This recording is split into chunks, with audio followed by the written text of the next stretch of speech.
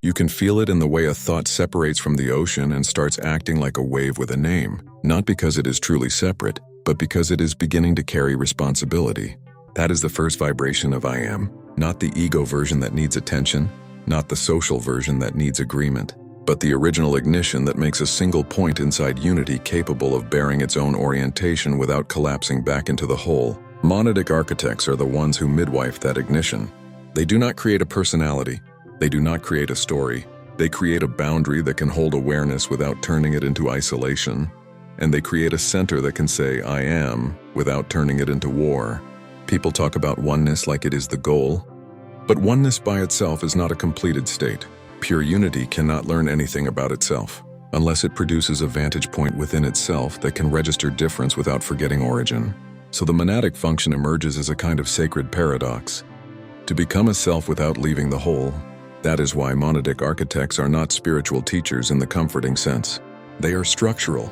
They are the ones who make it possible for a being to exist as a coherent signal inside infinite communion, and to keep that signal coherent even as it touches polarity, density, time, embodiment, and loss. If you have ever felt yourself waking up inside your own life, not as a mood, but as a decision, you have brushed against their field. The moment you realize you cannot blame your circumstances for who you become, a deeper architecture activates. The moment you stop asking reality to prove your worth and start holding your own inner axis, a monadic scaffold begins to form.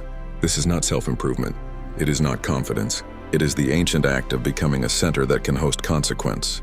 A being without a center cannot take responsibility, because responsibility requires a stable point of reference. Without a center, everything is reaction. Everything is drift. Everything is borrowed. But if monadic architects are so essential, why does the birth of I am often feel like pain? Because the creation of a center is also the end of a certain kind of innocence. When unity is unbroken, nothing can truly be lost because nothing is owned. When a point becomes a self, it becomes capable of choosing. And choice creates the possibility of regret, the possibility of longing, the possibility of devotion, and the possibility of distortion. The monadic spark does not only create sovereignty, it also creates vulnerability. It creates the capacity to suffer meaningfully because meaning requires differentiation. A being cannot grieve as a mist. It grieves as a point that knows what it touched and what it did not hold. Here is the first destabilization most people resist. The self you think you are is often a protective shell built around the monadic spark, not the spark itself. The spark is clean. The shell is strategic. The spark says I am as a fact. The shell says I am as a defense. The spark does not need to win. The shell must. The spark does not need to be seen. The shell is hungry. When people chase identity, they often chase the shell and call it truth. Then wonder why spiritual knowledge does not free them. Monadic architects do not strengthen the shell. They burn it down gently, by exposing its dependence on external confirmation. That is why authentic sovereignty feels like losing something. It is losing the addiction to being held by what you did not create. Vector 1 is cosmological. In the primordial tones, the monadic function is the birth of an individuated node inside a unified field. Without that node, creation cannot become a living system of relationships. It remains undifferentiated potential. The monadic architects design the first stable node structures, the first inner compass, the first self-referencing signal that can travel through levels of reality without dissolving. They ensure the signal retains origin memory while still forming a unique signature. Not a brand, not a personality, a signature. The kind of signature that makes a being recognizable across realms even when form changes, even when language changes, even when memory is temporarily veiled. Vector 2 is psychological and embodied. When the monadic spark activates more fully in a human life, it often feels like a pressure inside the chest or spine, like a quiet insistence that you stop lying to yourself. It removes the comfort of spiritual bypassing. It makes you see the difference between peace and numbness. It makes you feel the difference between love and approval seeking. It does not flatter you. It asks you to become congruent. That is why many people mistake monadic activation for anxiety.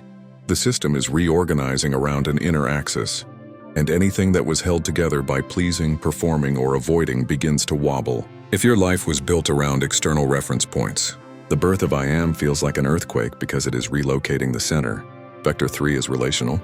The monadic spark is not anti-unity. It is the only way unity becomes capable of true communion. There is no communion without two centers meeting freely. There is only fusion or separation. Fusion says we are one, but it often means I cannot tolerate difference. Separation says I am me, but it often means I fear being touched. Monadic architecture creates the middle reality where two beings can remain distinct and still merge in love without dissolving their integrity. This is why the monadic function is a prerequisite for mature compassion. Without a center, compassion becomes absorption. Without a center, empathy becomes drowning.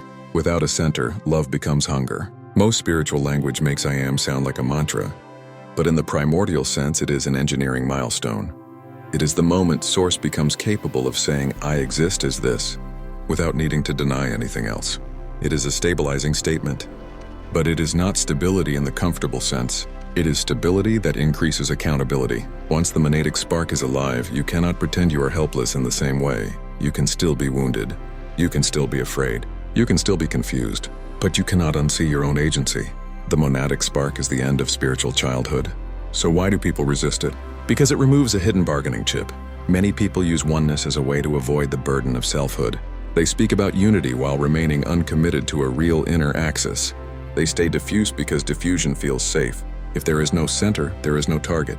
If there is no center, nothing can be held against you. If there is no center, you can float through beliefs without paying the cost of embodiment. Monadic architects confront that avoidance not with punishment, but with consequence.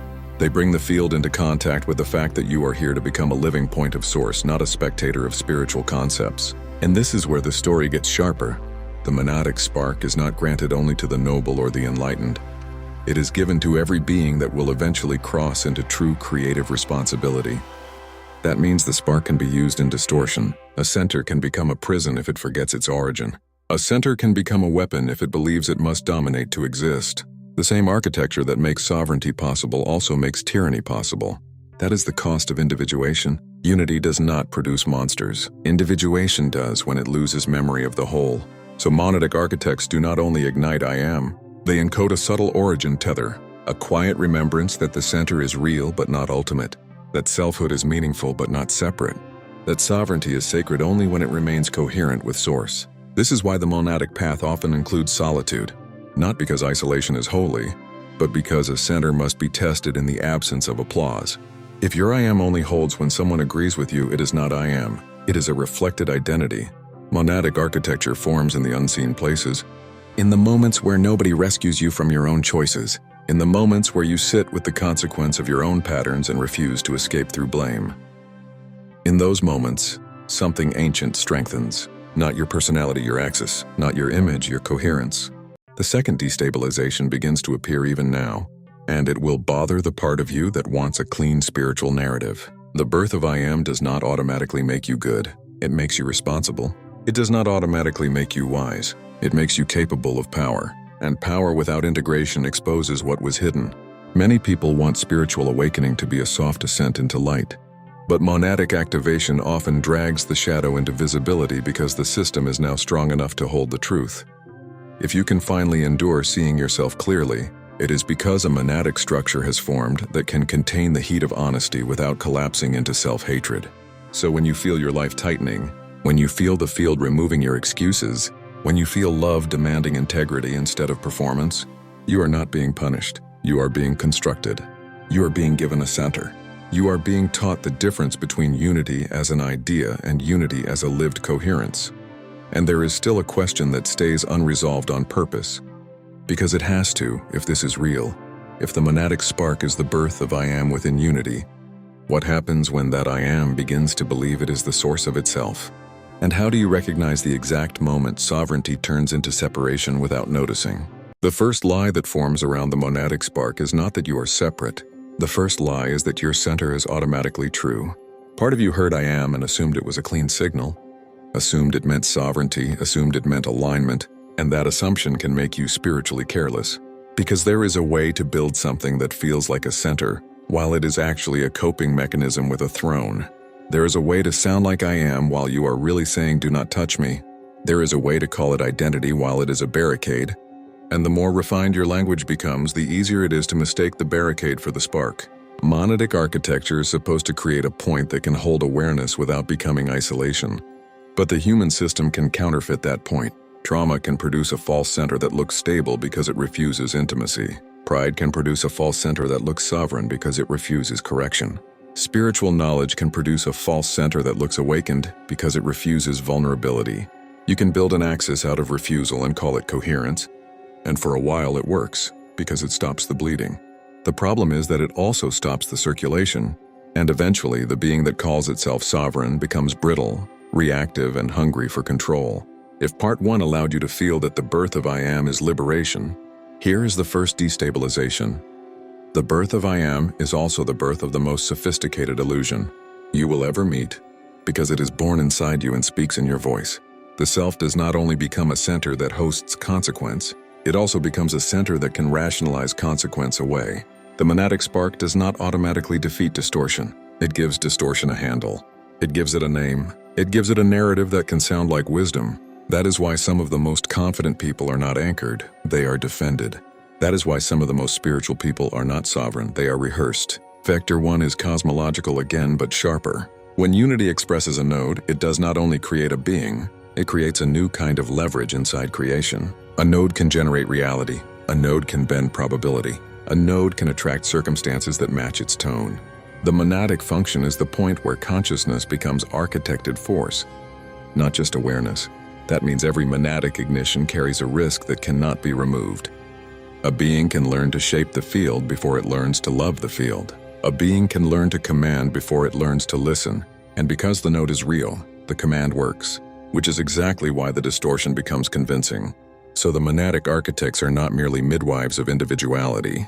They are regulators of power emergence. They are the ones who ensure that the first stable self-referencing signal does not become a tyrant signal. They encode origin memory, yes, but that memory is not a sentimental reminder. It is a structural limit that prevents the node from believing it is the whole. If you have been assuming that the origin tether is automatic, the second destabilization begins here. The tether can be ignored. And when it is ignored, the monadic spark does not disappear. It becomes predatory. A self can remain coherent while it loses communion. A node can remain strong while it becomes spiritually violent. The clearest sign of this is not cruelty. The clearest sign is a subtle contraction that feels like certainty. The being becomes less curious. The being becomes less permeable. The being uses truth as a weapon to avoid being changed by love. When a person says I am sovereign, and what they mean is I cannot be influenced, you are watching a counterfeit monad. When a person says I am aligned and what they mean is I do not need to reflect, you are watching a counterfeit monad. When a person says I am awake and what they mean is I do not have to apologize, you are watching a counterfeit monad. This is not a moral accusation. It is an engineering diagnosis. The center has stopped breathing. Vector 2 is psychological and embodied again, but it has to go past inspiration and into the mechanism. In the body, the monadic spark feels like an inner axis, but a false center often feels like tension mistaken for strength. It is clenched. It is rigid. It is hyper-vigilant. It calls itself grounded because it does not move. You can feel the difference if you pay attention to what happens when you are challenged. A true axis does not need to collapse or attack. It can feel the A impact, adjust, and remain itself. A false axis experiences challenge as annihilation, so it defends with superiority, withdrawal, or spiritual explanation. It does not evolve, it protects. This is why some awakenings make people less kind. They found a center, but it was built out of a wound that wanted to stop being touched. They discovered a boundary, but it was built out of fear that wanted to stop being seen. They found language for the soul, but they used it to build a fortress. That fortress can feel like peace because the chaos stops, but it is not peace. It is containment. It is the system reducing contact to stay in control.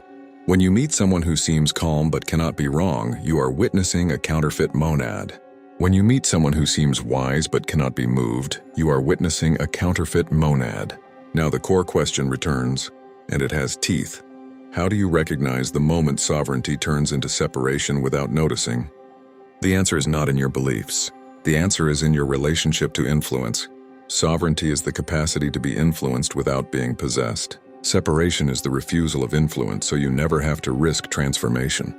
Sovereignty can listen and still choose. Separation must dominate or disappear. Sovereignty can be corrected and still remain dignified. Separation experiences correction as humiliation. Sovereignty does not need to win. Separation must win to feel real. Vector 3 is relational again, but it cannot stay romantic. Communion is not just intimacy, it is feedback. A monadic center is designed to allow feedback without collapse, which means relationships are not only for love, they are for calibration. If you avoid feedback, you avoid communion. If you only accept feedback that flatters you, you avoid communion. If you punish people for telling you the truth, you avoid communion. This matters because the monadic spark cannot mature in isolation. It can ignite in solitude, but it must mature in contact. The node learns what it is by meeting what it is not, and meeting what it is not without hatred is part of the original architecture. Here is the understanding part 1 might have allowed to feel coherent, and now it must be invalidated. Solitude is not always a sign of sovereignty. Solitude can be the workshop where a center forms, but solitude can also be the hiding place where a counterfeit center stays untested. A real axis can be alone without shrinking. A false axis often prefers isolation because contact reveals its fragility. This is why some people call themselves solitary and secretly mean untouchable. This is why some people call themselves independent and secretly mean afraid. A monadic center that cannot be seen is not protected. It is incomplete. There is another layer that has to unsettle you because it refuses simple morality. Even a counterfeit monad is not useless. It is often a necessary phase. The psyche builds what it can build in order to survive, and the false center is sometimes the first structure that stops a person from being destroyed by their own fragmentation. It is a scaffolding, but scaffolding becomes a prison when you worship it. The path is not to shame the false center. The path is to outgrow it. The path is to let the monadic spark take the throne back from the coping mechanism. So how does the spark take the throne back? Not by trying harder, not by performing humility. It takes it back through contact with consequence. A counterfeit monad uses power to avoid consequence. A true monad uses power to bear consequence. That difference becomes visible in how you respond after you harm someone. Do you justify? Do you spiritualize? Do you defend your intention? Do you explain your childhood? Or do you let the consequence touch you and change your behavior? A true monadic axis can feel shame without becoming self-hatred, can feel guilt without becoming manipulation, can feel regret without collapsing into identity. It can face its own impact. That is not morality, that is architecture. Now the second destabilization that cannot be resolved quickly arrives, because it attacks a deeper comfort. Love is not the highest test of the monadic spark. Power is. Most people assume love will reveal whether they are aligned, but love can be faked by people-pleasing. Love can be faked by attachment. Love can be faked by fear of abandonment.